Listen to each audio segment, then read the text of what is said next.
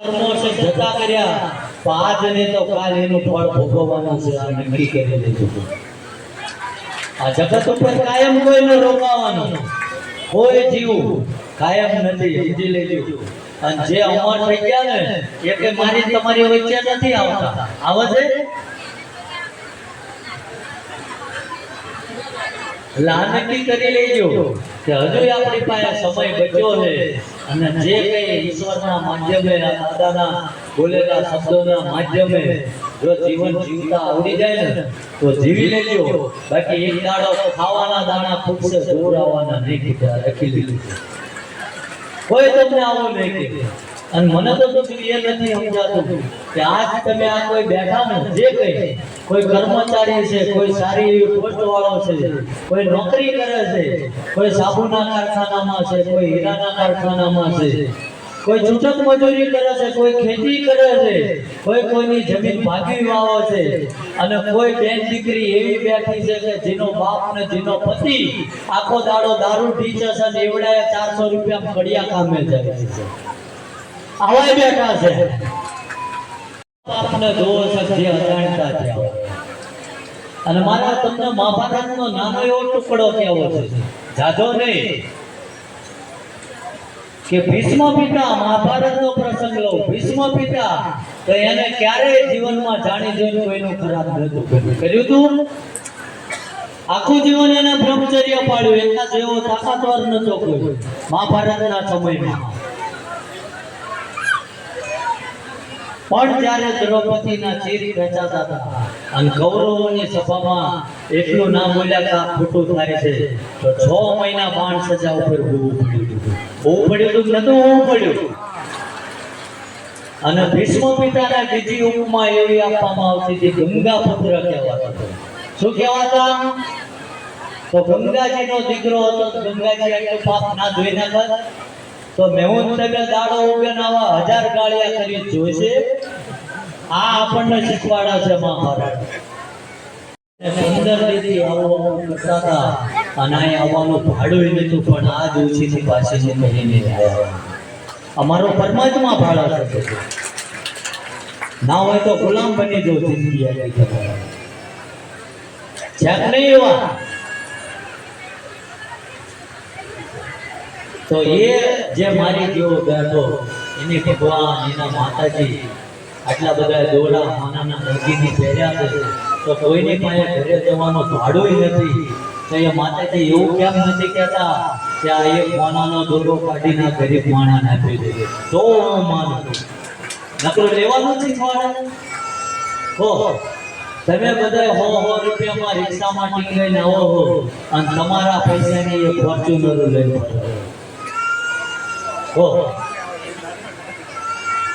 ખોટું બોલું છું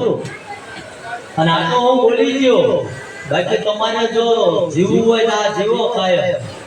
બાકી હું એટલો વિશ્વાસ આપું છું કે અહીં આવો એવું નથી ના વ્યવસ્થામાં કઈ ધક્કાઈ નાખાશે જે ધરતીના ખૂણે બેઠા છો પોતાની કુળદેવી પોતાના ગુરુ મહારાજ પોતાના હરેજી દેવને યાદ કરો અને પછી એમ થાય કે આ બધાને યાદ કરી કદાચ આ ધોળી ગજાવાળા ઠાકરને યાદ કરું અને ગમે એવી જો પરિસ્થિતિમાં નાભીથી ખબરો અને જો એક આંખના પથડારે મારો ઠાકર ઘોડે પણ નાના કરે તો આ ભૂવા પાણી બંધ કરી દઉં તો આપણી કદર એવી હોય કદર એવી હોય આજે આ લાખો માણસો કેમ આવે કે લાખોના એને આમોડા લીધા મેં કોઈ ચમત્કાર નથી કર્યો મેં કોઈને કશું આપી નથી દીધું પણ જેને એવું જીવવું છે તો પરમાત્માએ દાદાના માધ્યમથી રસ્તો બતાવ્યો સમજી ગયા એટલે હજુ ઘણું બધું અમારા કામ ચાલુ છે હમણાં પાટોત્સવ સુધી બેઠક ભેદરે છે અને જે કંઈ આપણે કોઈનો ટાઈમ પતી ગયો છે કોઈને પૂછવું છે તો એ મનમાંથી ગ્રંથિ કાઢી નાખજો ફરીવાર દાદાના દર્શન કરી લેજો અને જે કઈ દુઃખ વ્યાધિ છે દાદાને કહેજો કે દુનિયા ભટકીને આવ્યો છું કઈક જગ્યાએ જોવરાયું છે હું કોઈને આક્ષેપ નથી આપતો પણ મારા તકદીરમાં ના હોય હું ભૂલો પડ્યો હોય એટલા લગી મારી જે કઈ દુઃખ વ્યાધિ જે કઈ ચિંતા છે એ તું જાણસ અને આજ દાદા હું તારા ચરણોમાં મૂકી જઉં છું અને જો 25 દાડામાં તમને ફેર દેખાય તો પાછા આવજો અંદર જોવરાવા આવશો તો યાદ છે એટલે કોઈ મહેરબાની કરીને અમારે બીજા ઘણા કામ બાકી છે હું હોય આમ મહેરબાની કરીને ના આવું કારણ કે અમે જાતે કરી મેં કીધું ને કે જો ના મદદરૂપ થઈ એક નડતર રૂપ બનવાના આ નકર માણસ છે આપણે આ બધા દોરડા ચામ બાંધવા પડે કો કે આપણામાં એવી સમજણ હોય છે તમારા હાથ કરવાનું છે તમારી સેવા કરવી અમે થાકી જઈએ તમે નોકરી ધંધેથી આયા તમને કંઈક લેવા મોકલે જઈશો ખરા તો અમે નોકરી ધંધો કરીને બબે થાકી કરતો ખરા એક દાડોમાં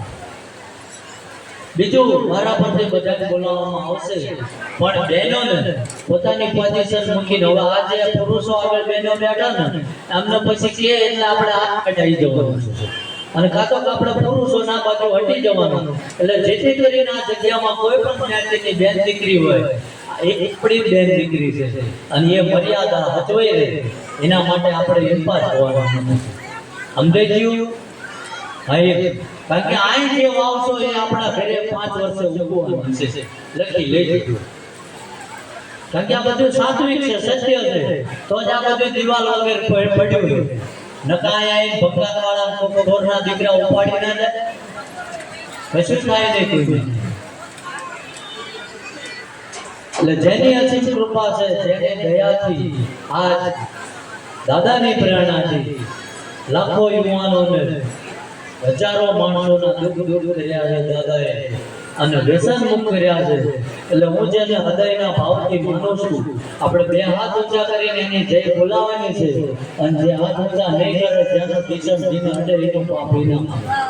થોડી કે ધોડે તમને કપડે ચોંટી જઈ હોય અને કાલ ઘરે જઈને કપડા પંચેરો ને 3 ફીટનું મેલું હોય તો મારો ઠાકર કાઢી નાખે આ મારો વિશ્વાસ છે અને કરીને બતાવ્યું છે લીંબુ મરચા પાંજે હું થાય જો લીંબુ ટીકાડે સખી થઈ જતા લીંબુ વાળો રૂપિયા માંગે છે ઘરે તોરણ ના બાંધે ખૂબ અંધશ્રદ્ધામાંથી બહાર આવે સમજાય કે તમારું મન જ્યાં માને અને હું તો કહું કર્મ કરવા જવું કર્મ કર્યા પછી આપણી પાસે દિવસે ટાઈમ ના હોય તો હાજર નોકરી ધંધેથી આવીને જેને આપણને આ માણસનો અવતાર આપ્યો છે જે કોઈ દેવને જે કોઈ સંપ્રદાયને પોતાની કુળદેવીને પોતાના આરાધ્ય દેવને આપણે સાંજે આયા પછી 10 મિનિટે એનું નામ લેવું પડે સમજાય કારણ કે જે કંઈ આપણે આ સુખ કે દુઃખ ભોગવીએ છીએ એ આપણા કરેલા કર્મોના જ ફળ છે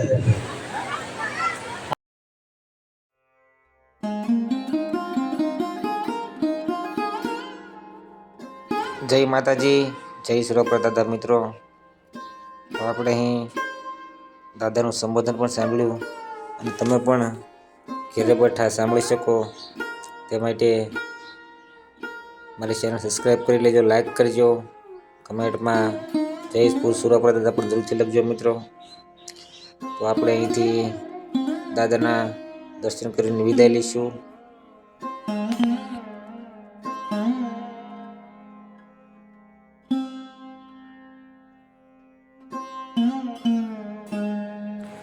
તો મિત્રો આપણે અહીં સુરપુરા દાદાના દર્શન કરીએ. કમેન્ટમાં જય સુરપુરા દાદા જરૂરથી લખજો મિત્રો. ફરી મળીશું આવતા મંગળવારે. ત્યાં સુધી જય દાદા,